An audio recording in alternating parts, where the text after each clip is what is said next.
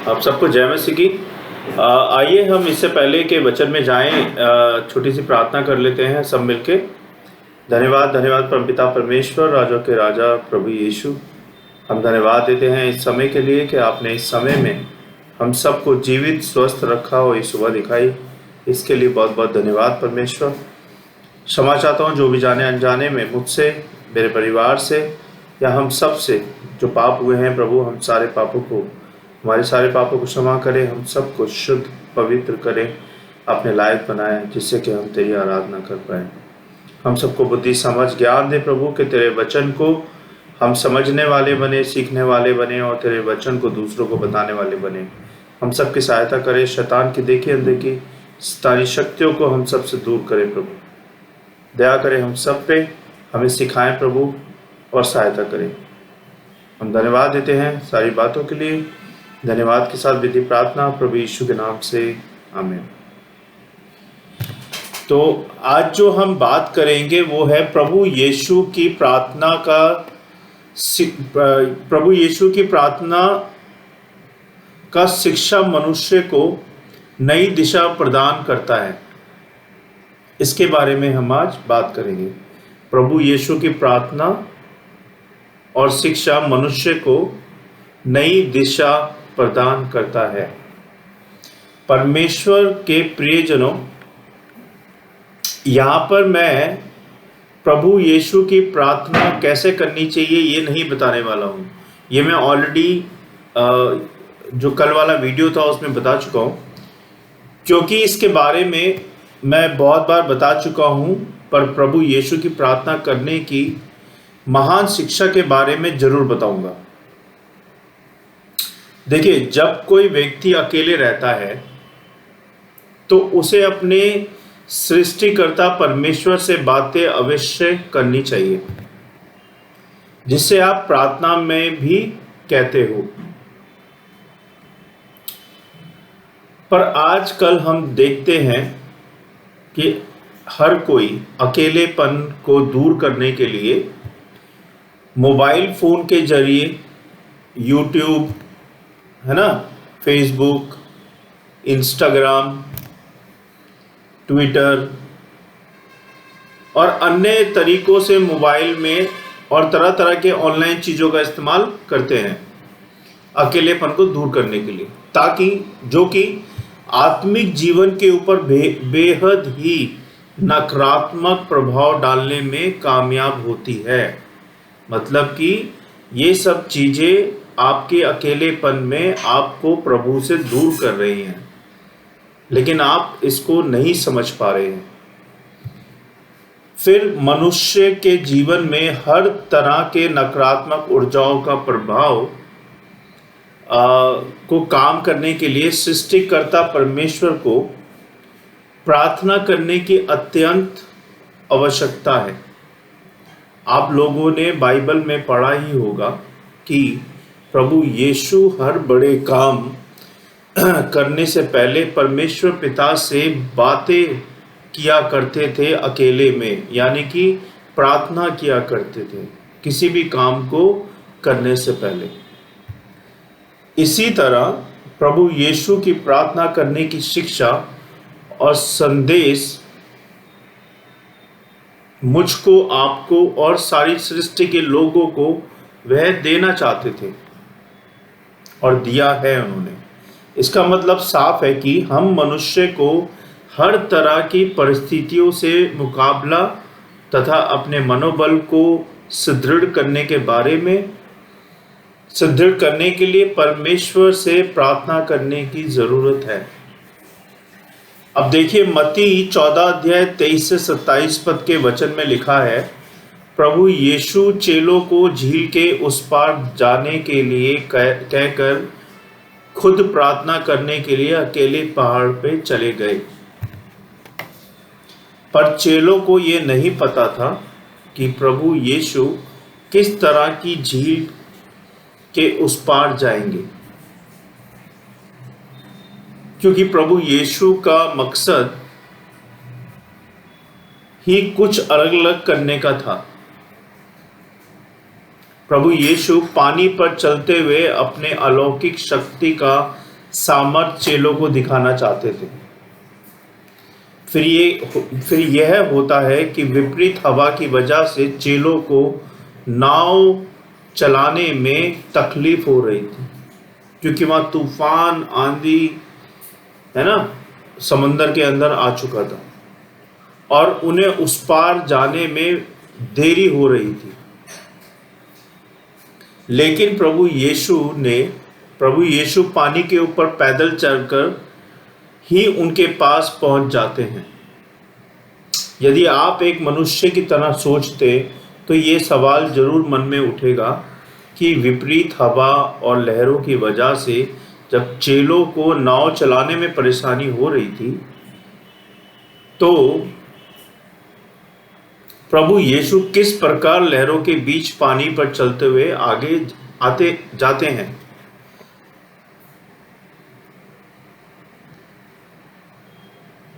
एक मनुष्य के लिए सब कुछ असंभव हो सकता है ये सब, पर परमेश्वर के लिए कुछ भी असंभव नहीं है। लेकिन एक बात यह भी समझने की जरूरत है कि मनुष्य को परमेश्वर से प्रार्थना करने की शक्ति दी है, क्योंकि प्रभु यीशु की प्रार्थना करने की शैली ये गवाही देती है कि मनुष्य को कहीं जाने से पहले, कोई भी काम करने से पहले, उठने बैठने खाने पीने या कुछ भी करने से पहले प्रार्थना करनी बहुत ज़रूरी है, बहुत ज़रूरत है। वरना जिस तरह चेलों ने नाव से झील के उस पार जाते हुए विपरीत हवा और लहरों को बीच रात भर फंस गए थे, उसी तरह आप लोग भी दुनिया की समस्याओं, संकट, बीमारी और बेचैनी के जाल में फंस सकते हैं अगर आप प्रार्थना नहीं करते हैं। यदि आप संसारिक बंधन और शैतान की जाल से बचना चाहते हैं तो आपको प्रार्थना करते रहना पड़ेगा, क्योंकि मत्ती 26 अध्याय 41 के वचन में लिखा है, यदि मनुष्य को संकट, बीमारी, शैतान की परीक्षा और तरह तरह की बुराई के फंदे से बचने के लिए चौकस रहकर प्रभु यीशु की प्रार्थना करते रहना चाहिए। मतलब प्रभु यीशु की प्रार्थना ही मनुष्य को हर तरह की परिस्थितियों से बचाने में कामयाब हो सकती है। इसलिए समय निकालकर जब समय आपको मिले प्रभु यीशु की प्रार्थना करते रहना चाहिए। लोगों को मोबाइल देखने के लिए बहुत ही आनंद और पर्याप्त समय मिल जाता है, मोबाइल देखने के लिए समय है उनके पास, लेकिन प्रभु यीशु से प्रार्थना करने का समय उनके पास नहीं है। तो ऐसा ना करें। प्रभु यीशु की प्रार्थना में समय देना, बाइबल के वचन को पढ़ना और आत्मिक विषय पर मनन चिंतन करने की बहुत ही कष्ट अनुभव होता है। इसका मतलब ये है कि आपके पास मोबाइल देखने का समय है, मोबाइल में वीडियो देखने का समय है, लेकिन प्रभु का वचन पढ़ना, प्रार्थना करना और आत्मिक विषय पे चिंतन करने का समय नहीं है। तो ये बहुत ही कष्टदायक बात है, ऐसा नहीं होना चाहिए। प्रभु के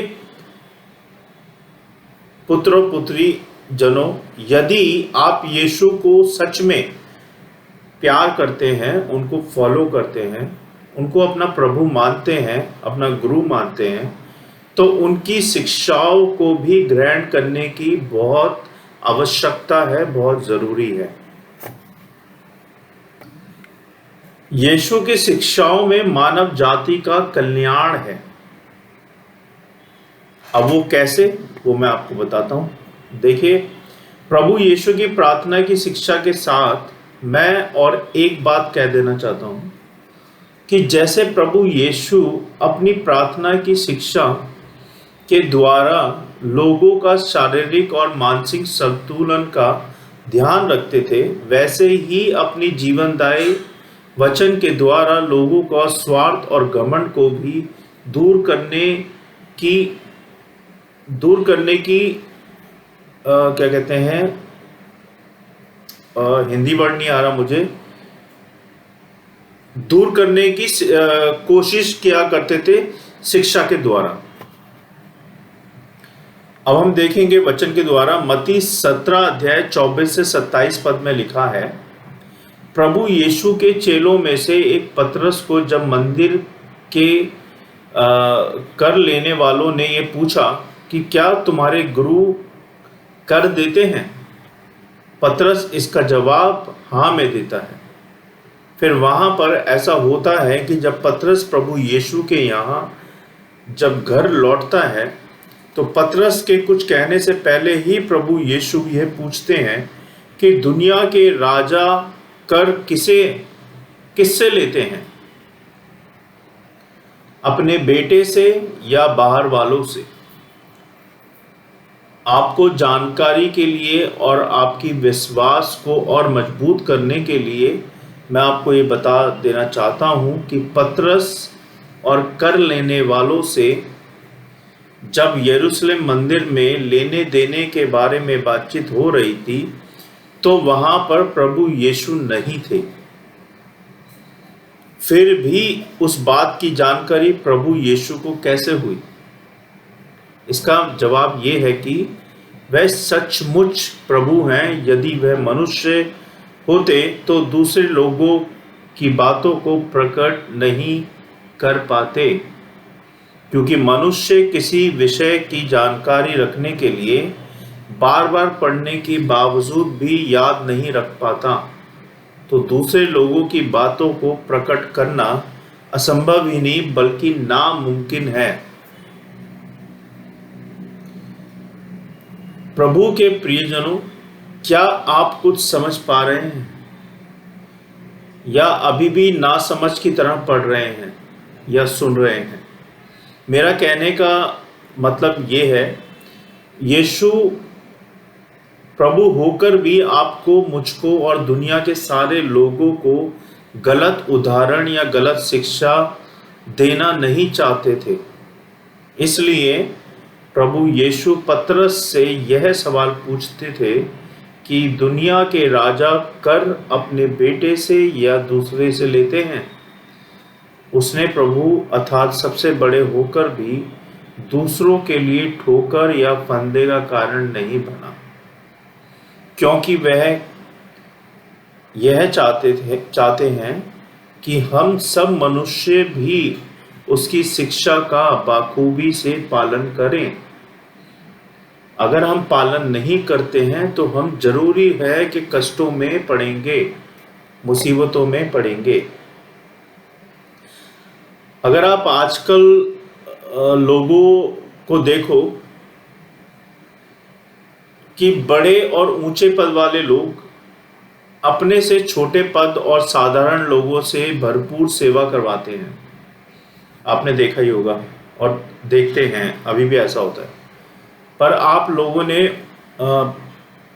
उनके जैसा नहीं बनना है, जैसे कि जो लोग प्रभु यीशु को नहीं जानते, लेकिन आपको प्रभु यीशु की शिक्षाओं का अनुसरण करते हुए दूसरों को अपनी बातचीत, चाल चलन और स्वभाव से अच्छे नमूना परिचय देते रहें, क्योंकि परमेश्वर को यह अच्छा लगता है। यदि आप प्रभु यीशु की आज्ञा और शिक्षाओं को समझदारी के साथ पालन करते हैं तो आप सच में प्रभु के सच्चे चेले बन जाएंगे और सच्चे चेले हैं। अब जो हमने बात की है, हमने जो इतना सुना है, उसका निष्कर्ष क्या निकलता है? उसका निष्कर्ष ये निकलता है, पहला, प्रभु यीशु के हर शिक्षा में जीवन और जान है। प्रभु यीशु की हर शिक्षा में जीवन और जान है। दूसरा, मनुष्य गलत शिक्षा और बुरी संगति का अनुयायी बन जाए तो मैं 100% दावा करता हूं कि उसकी पतन होने में देर नहीं लगेगी।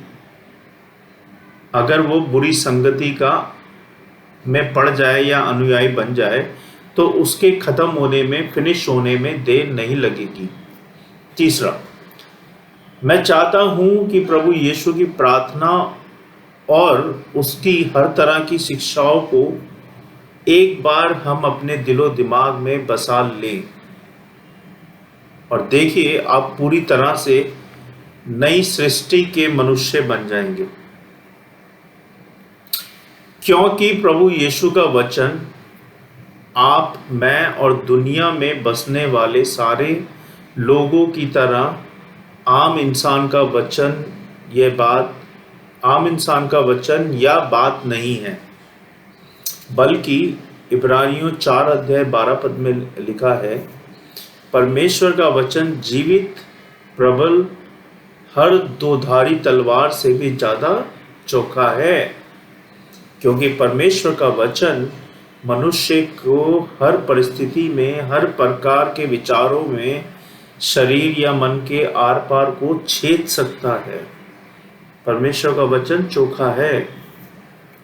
इसका मतलब परमेश्वर का वचन को जल, जमीन और आसमान में रहने वाले कोई भी दृश्य या अदृश्य इंसान हो या शैतान कभी भी कैद नहीं कर सकता। मैं इस लाइन को फिर से बता रहा हूं आपको। इसका मतलब परमेश्वर के वचन को जल, जमीन और आसमान में रहने वाले कोई भी दृश्य या अदृश्य इंसान हो या शैतान कभी भी कैद नहीं कर सकता। यूहन्ना 1 अध्याय 1 पद में लिखा है कि वचन ही परमेश्वर है। प्रभु के प्रियजनों, इस वचन से आपके आत्मिक जीवन में अच्छा फल लाने में सक्षम हो और दुनिया के उतार चढ़ाव भरी जिंदगी में प्रभु यीशु का वचन आपका साथ देते रहे। मैं उम्मीद करता हूं कि आपको आज के जो वचन है वो अच्छे लगे होंगे, आपको समझ आया होगा कि प्रभु क्या चाहते हैं। तो अगर आपके जीवन में ऐसा कुछ है और अगर आप प्रभु के शिक्षाओं पे नहीं चल रहे हैं, उनको नहीं मान रहे हैं, बुरी संगति में हैं, तो आपका पतन अवश्य है कि आपका पतन जल्दी हो जाए, आप फिनिश जल्दी हो जाएं। जो प्रभु की आज्ञाओं पे, उनकी शिक्षाओं पे नहीं चलता है, चाहे मैं हूँ या आप हैं या दुनिया है, वो जीवित नहीं रहेगा ज़्यादा दिन तक। न्याय तो होगा ही होगा। इसलिए प्रभु के वचन को माने, उस पे चलें और अपने जीवन को प्रभु के वचन के द्वारा आशीष पाएं। आइए हम सब मिलकर प्रार्थना करें। प्रभु के वचन को पढ़े जाने और सुने जाने पे आशीष दें। धन्यवाद, धन्यवाद परमपिता परमेश्वर, राजाओं के राजा प्रभु यीशु। मैं धन्यवाद देता हूँ आज के वचन के लिए कि आपने हमें सिखाया प्रभु कि हम कैसे आपकी शिक्षाओं पे चलें, प्रार्थनाओं में चलें, कैसे हम आपके द्वारा चलें। परमेश्वर होने दे प्रभु कि हमारे जीवन में, हमारे मन में, दिलो दिमाग में आपकी शिक्षा ग्रहण हो पाए और हम आपका डर भय मानते हुए आपकी शिक्षाओं में चलते रहे। प्रभु जी, हमें गलत बातों से, बुराई से, पाप से दूर करें। परमेश्वर हमारे ध्यान को अपनी ओर लगाएं। परमेश्वर प्रभु जी, हम सब की सहायता करें कि हम तेरी आज्ञाकारिता में चलते जाएं। प्रभु जी, तेरी आज्ञा के अनुसार चलते जाएं। इस वचन की रखवाली करें। होने दे प्रभु के ये हजारों, लाखों, करोड़ों गुना फैले पूरी दुनिया में और सबको आपके द्वारा शिक्षा मिल पाए। प्रभु जी, हम सब की सहायता करें। हम सबको शैतान की देखिए अंधेरी चालों से और इस वचन को बचाएं। प्रभु जी, मैं सारी विधि प्रार्थना आपके चरणों में रखता हूँ। सुने और ग्रहण करें प्रभु यीशु मसीह के नाम से, आमीन। धन्यवाद प्रभु जी। अब सबको जय मसीह की। God bless you all. Thank you so much.